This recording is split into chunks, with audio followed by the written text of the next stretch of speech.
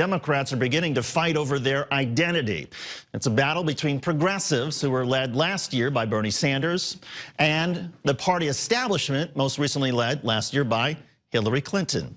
Joining us now is Daniel Marans, political reporter for the Huffington Post. Daniel, first, this divide between Democrats, how is it playing out in terms of health care and some of the other issues that are sort of consuming Capitol Hill?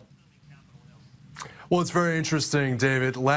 Early this morning, I should say, when Chuck Schumer sort of gave his speech after the vote to repeal a limited set of the provisions of Obamacare failed, effectively reached out, at least rhetorically, with an olive branch and said that he wanted to start anew through the committee process and knowing that the Republicans control the Senate, in which he's the minority leader, ensure that it would be done in a bipartisan fashion.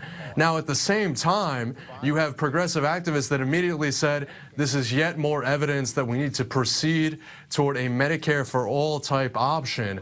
I was at a gathering today held by the Justice Democrats, David, and the Justice Democrats is a political action committee set up to support only progressive candidates in the Democratic Party, but also even in the Republican Party to some extent.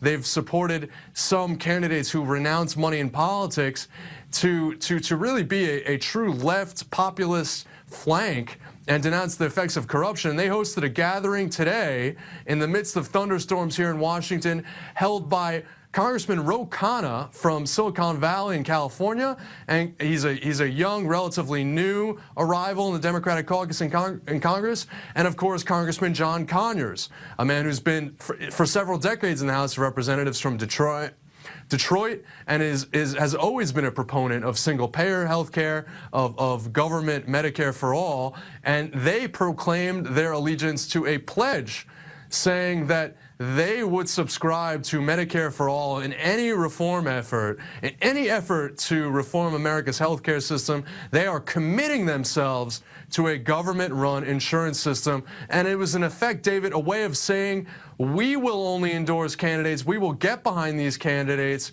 if they come along with us. Now, they believe, David, that Medicare as a program for the seniors and people with disabilities is a popular program, that it in fact has a better record of controlling costs than private insurance, and that it is a no-brainer for the Democrats to take up that cause. But of course, the Democratic Party earlier this week rolled out a new message, a new platform. They called it a better deal.